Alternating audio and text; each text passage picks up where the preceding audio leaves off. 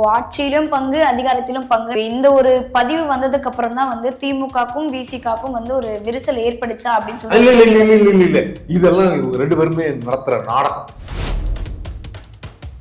நீங்க ஏதோ இப்ப கூட மது ஒழிப்பு போராட்டம்னு அவர் சொல்றாரு. மாநாடு, மது ஒழிப்பு மாநாடு. மது ஒழிப்பு மாநாடு இத்தனை 3 ஆண்டு காலம் ஆட்சி நடந்திருக்கு. அப்போ இவ்வளவு நாள் மது வித்ததெல்லாம் ஒரு கண்ணு தூங்கி இருந்துட்டாரா?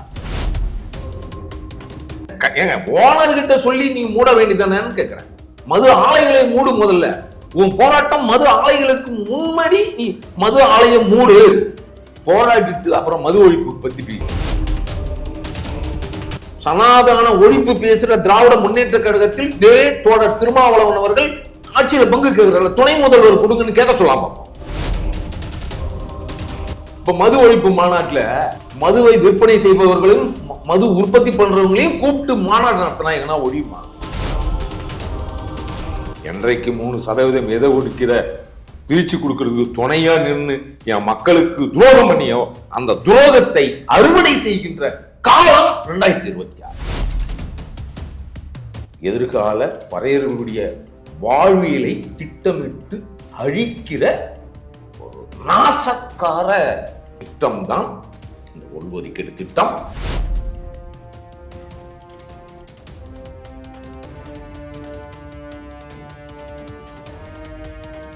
நகரம் நேயர்களுக்கு வணக்கம். இன்று நம்முடைய தமிழர் சேனை கட்சியின் நிறுவனர் எரிமலை ராமச்சந்திரன் அவர்கள். வணக்கம். வணக்கம். ஆட்சியிலும் பங்கு, அதிகாரத்திலும் பங்கு அப்படின்ற இந்த ஒரு பதிவு வந்து எக்ஸ்தலத்துல விசிகாவுடைய எக்ஸ்தலத்துல போட்டிருந்தாங்க. இந்த ஒரு பதிவு மிகப்பெரிய ஒரு சர்ச்சையை வந்து ஏற்படுத்திச்சுன்னே சொல்லலாம். அப்போ வந்து திமுகவில் வந்து ஒரு விரிசலை ஏற்படுத்திச்சா அப்படின்னு நினைக்கலாமா, இல்லைன்னா வந்து அமைச்சரவையில விசிகாவுக்கு ஒரு இடம் வேணும்னு சூசனமா கேட்கறதா நினைச்சுக்கலாமா? அதெல்லாம் ஒன்றும் இல்லைம்மா. இது இட்லிலையும் பங்கு, பரோட்டாலையும் பங்கு, இது பித்தலாட்டு பேச்சு, ஒரு ஏமாற்று. என்ன ஏமாற்று அப்படின்னா, இது நீங்கள் சொன்ன அந்த தலைவர் ஒரு இயக்கமாக இருக்கிற காலத்தில், இது அடங்குமறு அத்துமீறுன்னு சொல்கிற காலத்தில் அரசியல் பாதிக்கு வரும்பொழுது திரு மறைந்த மூப்பனார் அவர்களால் வார்த்தெடுக்கப்பட்ட அந்த கட்சி அன்னைக்கும் கேட்கல. அவங்க சும்மா சொல்லுவாங்க, அடங்குமறுன்னா எங்கே அடங்கு மறுத்திருக்காங்க? அத்து மீறிட்டாங்களா? எங்கேயாவது திருப்பி அடிச்சிருக்காங்களா? இல்லை திமிரியாவது எழுந்திருக்காங்களா? அதெல்லாம் சும்மா. எப்படி கட்சி தீவை மிக்க போகிறோம்னு குரல் கொடுக்குறோமோ அதுபோல் இந்த பித்தலாட்ட பேச்சு. இவர்கள் இந்த மக்களை மாயையிலே வச்சிருக்கணும். எப்படி மாயையிலே வச்சிருப்பாங்கன்னா அப்படின்னா, இப்படி சொல்லிட்டா இவர் பின்னாடி எல்லாம் அணி திரள்வாங்க. அது அப்போ இப்போ இந்த எந்த சமுதாயத்தை மனசுல வச்சுக்கிட்டு இவர் வந்து இப்படி சொன்னாரோ, இன்னைக்கு அந்த சமுதாய இளைஞர்கள் அத்தனை பேரும் நீ பொதுத்தலைவர் ஆயிட்ட பிறகு ஆட்சியில பங்கு வாங்கி யாருக்கு என்ன செய்ய போற, இல்ல அதிகாரத்தில் பங்கு என்ன பண்ண போறீங்க அப்படின்ற கேள்வி நான் பிறந்த சமூகமான பறையர் சமூக இளைஞர்கள் இன்றைக்கு விழிப்போட கேட்கிற ஒரு நிலை இன்றைக்கு இருக்கு. ஏன்னா எந்த சாதி, இப்ப நான் பிறந்த சமூகம் இருக்குல்ல, நீங்க ஒரு பெரும்பான்மை சமூகம். இந்த பெரும்பான்மை சமூகத்துக்கு நீ எங்கேயாவது ஒரு 10 பேர் ஒரு நல்லது கெட்டதுன்னு கேள்வி கேட்டனா, யார் அதிகமா கை தூக்குறாங்களோ அவங்க பக்கம் தானே தீர்ப்பு இருக்கணும், பெரும்பான்மை பக்கம் தானே பேசணும். ஆனா இங்க கையை தூக்காதவங்க பக்கத்துல இவர் நிக்கிறார். யாரு நிக்கிறா?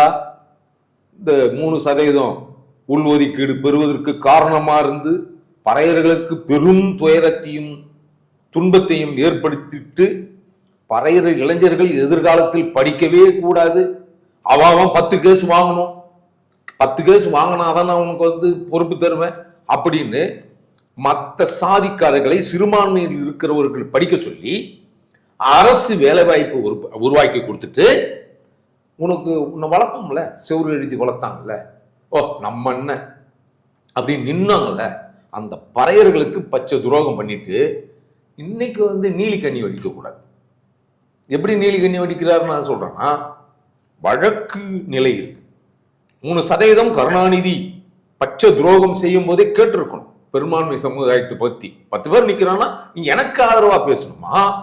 யாருக்கு ஆதரவா பேசுனேன்? இது வரைக்கும் யாருக்கு ஆதரவா பேசுனேன்? இவர் பண்ண போராட்டங்கள் எத்தனையும் பித்தலாட்ட போராட்டம் தானே. எங்கேயாவது ஒரு தீர்வு வந்திருக்கா? வேங்க வயல் போராட்டம் எல்லாமே பித்தலாட்டம் தான் அப்படின்னு சொல்றீங்க. ஆமாமா, நீங்க வேங்க வயல்ல மழை தண்ணி நீ ஒரு போராட்டம் பண்ணாங்க, அந்த கட்சிக்காரங்க பண்ணாங்க, தீர்வு வந்துச்சா? கண்டுபிடிச்சிட்டாங்களா? யாரு கலந்தாங்கன்னு சொல்லிட்டாங்களா? அப்ப அந்த எதுக்கு அந்த போராட்டம்? வேலை வெட்டிக்கு எங்கன்னா போய் கூலி வேலைக்கு போய் ஏதோ புடைக்கிற என் இளைஞர்களை இது மாதிரி பாழ்படுத்துறியா? அப்பனா இந்த பாழ்படுத்துவதுதான் பறையர்களை பாழ்படுத்துறது, மற்ற சாதிக்காரங்களை இல்லை. மற்ற நீங்க இப்போ 3% பெற்றவங்களுக்கு அவங்களுக்கு எவ்வளவு கொடுத்துருக்கணும்? மக்கள் தொகை கணக்கெடுப்பின்படி கம்மியா தானே கொடுத்துருக்கணும். அதிகமா கொடுக்கும்போதாவது ஒரு வார்த்தை கேட்டாரா? அவரு கேட்கலையே. அப்போ அதிகாரத்தில் பங்கு என்பது பெரும்பான்மை தமிழர்களான பறையர்களுக்கு இல்ல. அந்த பெரும்பான்மை எங்களை விட்டுட்டு அதுலயும் யாருக்காவது வடுகர்கள் வந்தேரிகள் அவர்களுக்கெல்லாம் ஒரு வாய்ப்பை கொடுத்து ஜெயிக்க வச்சு இந்த அதிகாரத்தை பங்கு எடுத்து போய் அங்க திணிக்கிறதுக்கு அவர் வேலை பார்க்கிறார். அதனால எமது இளைஞர்கள் இப்போ பழைய மாதிரி இல்லைம்மா. இப்ப அவருடைய போராட்டங்கள் எதுவுமே மக்களுக்கான போராட்டங்கள் கிடையாது. அவர் தன்னை வளர்த்துக் கொள்வதற்காக செய்த போராட்டங்கள். எந்த போராட்டத்திலையும் தீர்வு எட்டலன்னு அவருக்கு தெரியும். நீங்க ஏதோ ஒண்ணு இப்போ கூட மது ஒழிப்பு போராட்டம்னு அவர் சொல்றாரு. மாநாடு, மது ஒழிப்பு மாநாடு. மது ஒழிப்பு மாநாடு இத்தனை 3 ஆண்டு காலம் ஆட்சி நடந்திருக்கு. அப்போ இவ்வளவு நாள் மது வித்ததெல்லாம் அவர் கண்ணு தூங்கி இருந்துட்டாரா? கும்பகர்ணன் போல, கும்பகர்ணனை போல இது இப்பதான் தூங்கி முடிச்சு ஐயோ தமிழ்நாட்டுல மது இருக்கா, அப்ப நம்ம ஒழிச்சே ஆகணும்னு நீங்க பேசுறவங்க மது ஆலைகள் வைத்து இருக்கிறாங்கல்ல, இல்ல இந்த டிஆர் பாலு இந்த மாதிரி ஆளுங்கள்லாம் அவங்ககிட்ட ஒரு வார்த்தை கூட்டு சொன்னீங்கன்னா மூடிட்டு போறாங்க. அந்த காலத்திலயும் திமுக என்ன பண்ணோம்? படிப்படியா மது ஒழிப்போம்னு சொல்லி எந்த படிப்படியாவும் நம்ம மது ஒழிச்சதாக இங்க வரலாறு இல்லை. அப்போ மது ஒழிப்பு பத்தி இளம் விதவைகளை உருவாக்குற மாநிலமாக தமிழகம் இருக்குதுன்னு சொன்ன கனிமொழியை கூப்பிட்டு பேச வச்சிருக்கலாமே. அவங்க சம்பந்தப்பட்ட கட்சியில தான் பெரும் தொழிலதிபர் ஜெகத் ரட்சிகன் போன்றவங்க எல்லாம் இருக்காங்க, டிஆர் பாலு எல்லாம் இருக்காங்க, தொழிலதிபர்கள் மது உற்பத்தி பண்றவங்க. அதை தடுக்கணும்ல. நீ மது உற்பத்தி பண்றவனை தடுக்காம நீ இவங்க என்ன பண்றான்? கடையில இங்க டாஸ்மார்க் கடை திறந்து வச்சிருப்பான், எல்லாம் வா வா வா வான்னு காக்கா கூப்பிடுற மாதிரி கூப்பிட்டு குடிக்க வைப்பான். குடிச்சிட்டு பக்கத்து தெரு போனா இந்த போலீஸை வச்சு ஊத சொல்லுவான். கடை திறந்து வச்சிருக்கிற, கடை திறந்து வச்சா கண்டிப்பா குடிப்பான், குடிக்கிறதுக்கு தான் கடை திறந்து வச்சிருக்கிற, குடிச்சிட்டு போனானே எதுக்கு பிடிக்கிற? நீ ஒரு கேள்வி இருக்குல்ல, எதுக்கு ஊத சொல்ற? இதுல என்ன ஒரு பாதிப்புனா, ஒரு கொரோனா இருக்குன்னு வச்சுக்கோமா. இப்ப நிறைய காவல்துறை அந்த டிராபிக் போலீஸ் மேல எனக்கு உண்மையிலேயே அனுதாபம் தான். என்ன அனுதாபம்னா, முன்னெல்லாம் ஒரு பைப்பு கொடுத்து ஊத சொல்லலாம், இப்ப என்ன பண்றான்னா சும்மா ஊதுன்றான். ஒரு மாஸ்க் இல்லை, அவனுக்கு என்ன வியாதி இருக்குன்னு தெரியல. இந்த போலீஸுடைய குடும்பம் போயிடும் போல. அப்படி டிராபிக் போலீஸ் வேலையை போய் குடிச்சிட்டு வரானா இல்லையான்னு பார்க்குற ஒரு கேடுகட்ட இங்க இருக்கு அந்த தனம், கேடுகட்ட தனம். அப்போ இந்த மது ஒழிப்பு மாநாடு அப்படின்னு இது பித்தலாட்டம் தானே. மது ஒழிக்க முடியுமா? ஒழிக்க முடியாது. இருக்கும் இருக்கும் இப்ப இல்லைன்னா கலை சந்தில இவங்களுக்கு என்னன்னா சாராயம் காய்ச்சி புழைச்சிடக்கூடாது, ரைட்டா? கள்ள சந்தையில குடிச்சிடக்கூடாது. நீ குடி, எக்கேடுனா கெட்டுப்போ, நாசமா போ, உன் கொடுமை நடுத்தெருவில் இருக்கட்டும், உன் பொண்டாட்டி பிள்ளைங்க எத்தனையும் வீதிக்கு வரட்டும், அது இல்லை இவங்களுக்கு. கல்லா கட்டுவதற்கு இந்த மாநாடு நடத்த போறவர் துணை நிற்கிறார். அப்ப யார் ஆட்சிக்கு வந்தாலும் மது ஒழிக்க முடியாதுன்னு தான் சொல்றீங்க? இல்ல, யார் ஆட்சிக்கு வந்தாங்கல்ல, நீங்க அவங்கவுங்க நீங்க காவல்துறை இன்றைக்கு இவ்வளவு அனைத்து இந்திய அண்ணா திராவிட முன்னேற்ற கழகம் இருந்துச்சுன்னு வச்சுக்கோ. அப்போ மதுவால் குடித்த இறந்தவர்கள் எத்தனை பேர்? ஒன்று. இங்க பிடிபட்டது போல் போதைப் பொருள், இங்கு பிடிபட்டது போல் போதைப் பொருள் எந்த மாநிலத்தில் இத்தனை அளவுக்கு மாட்டப்பட்டிருக்கு, பிடிக்கப்பட்டிருக்கு? அப்போ இங்க கடத்துறவன்லாம் இங்க தமிழ்நாட்டில் எப்படி வந்தான்? அப்ப சட்டம் ஒழுங்கு என்ன நடக்குது? ஏமா ஒன்றும் இல்லைம்மா, அன்னைக்கு ஒரு பையன் பெத்த தாயை தப்பா தொட்டிருக்கான், அப்பாவும் அம்மாவும் சேர்ந்து அவனை கொண்டுட்டாங்க. இதெல்லாம் நம்ம கலாச்சாரத்தில் இது இருக்கா? தாயை தெய்வமா வழிபட்ட ஒரு சமூகத்தை இன்றைக்கு திட்டமிட்டே நாசப்படுத்துதா இல்லையா அந்த திராவிட மாடல்? கேடுகட்ட சிந்தனையை உருவாக்குதா இல்லையா? அதுக்கு காரணம் என்ன? இதுக்கெல்லாம் காரணம் மதுதான். அப்ப ஒழிப்புன்னு சொல்றவங்க ஏங்க ஓனர்கிட்ட சொல்லி நீ மூட வேண்டியதானேன்னு கேட்கிறேன். மது ஆலைகளை மூடு. முதல்ல உன் போராட்டம் மது ஆலைகளுக்கு முன்னாடி நீ மது ஆலையை மூடு, போராடிட்டு அப்புறம் மது ஒழிப்பு பத்தி பேசி. அப்போ மதுவும் உற்பத்தி பண்ணுவோம், ஆனா நாங்க மது ஒழிப்பு மாநாட்டுக்கு நடத்துவோம், ஆட்சிக்கும் துணை நிற்போம். இதெல்லாம் ஒண்ணும் இல்லை. முதல்வர் வெளிநாடு போனாரு, ஏதோ மூட்டை கட்டிட்டு வர்ற மாதிரி போனாரு. அது வரைக்கும் இந்த இடையூறு இல்லாத டாஸ்மாக் கடைகளுக்கு இடையூறு இல்லாம இந்த மது ஒழிப்பு நடத்துற மாநாடு நடத்துற அந்த தலைவர் இந்த வேலையை பார்க்கிறார். இப்போ ஆட்சியிலும் பங்கு அதிகாரத்திலும் பங்குன்ற அந்த ஒரு பதிவை வந்து இப்ப போடுறதுக்கான காரணம் என்னன்னு நினைக்கிறீங்க? இவங்க அதுதான்மா, இது சும்மா ஒரு கோஷம், இது கோஷத்துக்கு பயன்படுறது. இதுக்கெல்லாம் வந்து இப்ப இல்ல, ஏற்கனவே ஒரு அடிமை சாசனம் எழுதி கொடுத்தவர் தான். மறைந்த கருணாநிதி உயிரோடு இருக்கும் போதே தான் மகனையும் நான் இருக்கிற வரை ஒரு பங்கம் விளைவிக்காத நான் பார்த்துக் கொள்வேன் அப்படின்னு சத்தியம் பண்ணி கொடுத்துட்டாருமா. அப்ப எப்படி ஆட்சியில பங்கு கேட்ப? அந்த பங்கு இல்ல, அது நடக்க சாத்தியம் இல்லை. இப்ப மற்ற பாரதிய ஜனதா கட்சி ஆள்ற மாநிலங்களில் கூட பட்டியல் சமுதாயத்தை சேர்ந்தவர்களை துணை முதல்வர் ஆக்கி இருக்கிறாங்க. சனாதன ஒழிப்பு பேசுற திராவிட முன்னேற்ற கழகத்தில் தோழர் திருமாவளவன் அவர்கள் ஆட்சியில பங்கு கேட்கிறாங்க. துணை முதல்வர் கொடுங்கன்னு கேட்க சொல்லலாம் பார்ப்போம். கேட்பாரா? கேட்க முடியுமா? அப்பனா சும்மா வாயில பேசுறதுதான், மீடியா முன்னாடி பேசுறது ஆட்சியிலும் பங்கு. எத்தனை ஆண்டு காலம் ஆட்சியிலையும் பங்கு அதிகாரத்திலையும் பங்குன்னு நினைக்கிறீங்க? எனக்கு தெரிஞ்ச 1999 அந்த காலத்திலே 90ல இருந்துன்னு வச்சுங்களேன், 90 ஆமா 99ல இருந்தே ஆட்சியிலையும் பங்கு அதிகாரத்திலையும் பங்கு. இது என்ன? இது ஒண்ணு கேட்டா நேரடியா கேட்க முடியுதா? அப்ப இத்தனை ஆண்டு காலம் ஆட்சியிலையும் கூட்டணிக்கு போறீங்க, பேசுறீங்க, 1 2ன்னு வாங்குறீங்க, அது பறையருக்கு அதிகமா கொடுக்கறது இல்ல. பொது தலைவர் ஆசையில நீ எல்லாருக்கும் கொடுத்துறது. அப்ப கூட ஒண்ணு பொது தலைவரா யாரும் பாக்குறது இல்ல. யார் பார்த்தா? பார்க்க மாட்டான். இங்க என்ன ஒரு சிக்கல்னா, தமிழ் சாதியில் ஒரு தலைவன் உருவானால் அவன் சாதி தலைவராக காட்டப்படுவதும், நீ பிறமொழியாளர்களை வடுகர்களை பொது தலைவராக காட்டுற இந்த அந்த மனநிலை தமிழ்நாட்டில் இருக்கு. இதுக்கெல்லாம் யார் காரணம்? இது போய் எல்லா மாலயங்களையும் போட்டு வராங்களே. இந்த நேத்து சாதி பேரையே ஒழிக்க முடியாத ஒரு தாத்தா ஒருத்தர், அவருக்கு போய் மாலயங்களையும் போடுறாங்களே. அவர் ராமசாமி நாய்க்கு இருந்தாலும் போட்டுக்கிட்டாரு. கடைசி வரைக்கும் வேற எதுவும் பண்ணலையே. சாதி வெறி பிடிச்சவராக தானே இருந்தார் இல்லையா?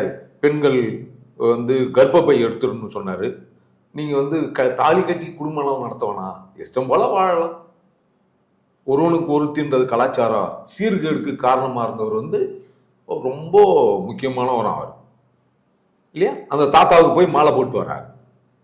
இப்படி இவங்கெல்லாம் என்ன இங்க பகுத்தறிவு வந்துட போதுமா? அதெல்லாம் இல்லை, இதெல்லாம் ஃப்ராடு, திருட்டு பசங்க. இல்ல, இப்போ இந்த ஒரு பதிவு வந்ததுக்கு அப்புறம் தான் வந்து திமுகக்கும் விசிகாக்கும் வந்து ஒரு விரிசல் ஏற்படுச்சா அப்படின்னு சொல்லி. இல்ல, இதெல்லாம் இவங்க 2 பேருமே நடத்துற நாடகம். இவங்க அதான் நான் சொல்றேம்மா, அடிக்கிற போல அடிப்பேன், நீ அழுவுறது போல அழு. திரும்ப இப்ப மது ஒழிப்பு மாநாட்டுல மதுவை விற்பனை செய்பவர்களும் மது உற்பத்தி பண்றவங்களையும் கூப்பிட்டு மாநாடு நடத்தினா எங்கன்னா ஒழியுமா? சொல்லுங்க, நியாயத்தை பேசு. நெறியாளர் நீ சொல்லுமா? காசரவனையும் விக்கிறவங்களையும் கூப்பிட்டு மது ஒழிப்பு மாநாடு சாத்தியமா? சாத்தியம் இல்லதான். இல்ல, அப்ப அது திருட்டு ஃப்ராட் பண்ற வேலை தானே இது. யாரை ஏமாத்துறது இல்லையா? சாத்தியம் இல்லை. நீங்க ஒரு வார்த்தை கூப்பிட்டு ஐயா மது ஆலயம் மூடுங்கன்னு அதை கேட்க சொல்லுங்க பாப்போம். அப்ப இவர் கட்சி நடத்த முடியாதுல்ல. கட்சிக்கு இப்படிப்பட்டவர்கள் ஆறுதல் வேணும்ல, சப்போர்ட் வேணும்ல. அப்ப இது ஒரு நாடகமா இருந்தா ஆட்சியிலும் பங்கு அதிகாரத்திலும் பங்குன்றது திமுக வந்து கொடுக்குமா? இங்க இருக்கிற பறையர்கள் இளைஞர்களை வந்து ஆட்சியில அண்ணா ஆட்சியில பங்கு கேட்கிறாரு. கேட்டா நம்ம ஆளு எப்படியும் வந்து பங்கு இல்லை, பெரும்பான்மை கிட்டத்தட்ட 2011 கணக்கெடுப்பின்படி 1 கோடி இருக்காங்கல்ல பட்டியல் சமுதாயத்திலேயே, பறையர்கள் மட்டும் 1 கோடி இருக்காங்கல்ல. அப்போ 1 கோடி இருக்கிறவங்களுக்கு விகிதாச்சார அடிப்படையில் எத்தனை அமைச்சர்கள் கொடுத்துருக்கணும்? இவர் இங்க கேட்டிருக்காரா? இதெல்லாம் சொன்னா இன்னும் வெக்க கேடுமா. ஆதி திராவிட பள்ளிகள் இருக்குல்ல, அந்த பள்ளிகளை போய் பள்ளி கல்வித்துறையில சேர்க்குது அரசு, சொல்லுது. அதை கேட்கறதுக்கு ஒரு நாதி இல்லாம அந்த தலைவருக்கு, பட்டியல் சமூக தலைவர்னு நீங்கெல்லாம் வச்சு கொண்டாடுறீங்களே அந்த தலைவருக்கு என்ன சொன்னா தெரியுமா? சாதியை ஒழிச்சிட்டாங்க. ஆதி திராவிட பள்ளிகளில் எடுத்துட்டு போய் பள்ளி கல்வித்துறையில சேர்த்த உடனே சாதி ஒழிஞ்சு போச்சான். சாதி ஒழிஞ்சு போச்சு, அப்புறம் எதுக்கு ஆதி திராவிட நலத்துறை? அதை மாற்றிருக்கணுமா இல்லையா? அது இவ்வளவு நாள் கண்டுக்காத இருக்கீங்க. இதுக்கு கேட்க முடிஞ்சா? பள்ளி எடுத்து போய் சேர்க்கலாமா? அரசனுடைய திட்டம் என்னன்னா, ஆதி திராவிட பள்ளிகளுக்கு இருக்கிற இடம் சொத்து இருக்கு, அந்த சொத்தெல்லாம் இந்த பள்ளியை எடுத்து போய் அங்க சேர்த்துட்டு எல்லா மாணவ மாணவிகளையும் போய் அங்க படிக்க வச்சுட்டா இந்த இடம் சும்மா தானே இருக்கும். அப்ப வித்து காசு பண்ணிடலான்னு தான் இவங்க முடிவு பண்ணி தான் திட்டமிட்டு இந்த ஆதிதிராவிட மாணவர பள்ளிகளை வந்து சேர்க்கணும்னு முடிவு பண்ணுது. அது மட்டும் இல்லாம மத்திய அரசு இந்த மாணவர்களுக்காக கல்விக்காக கொடுக்கிற பணத்தை எடுத்து தான் உரிமை தொகை கொடுக்குது. அதை கேட்கறதுக்கு மது ஒழிப்பு மாநாடுன்னு சொல்றாரு, அவர் கேட்க சொல்லுங்க பாப்போம். ஏன்பா எங்களுக்கு ஒதுக்கப்பட்ட பணம் தானே, அந்த பணத்தட்டம் ஊருக்கெல்லாம் கொடுக்குறீங்களான்னு கேட்க சொல்லுங்களா பாப்போம். கேட்க மாட்டாரு. ஏன் கேட்க மாட்டாரு? நான் அவரை கட்டப்பாடெல்லாம் சொல்லல, பாகுபலி கட்டப்பாடெல்லாம் நான் சொல்லல, அப்படி சொல்லல. நான் கேட்க மாட்டாரு. அது வந்து மானசீகமா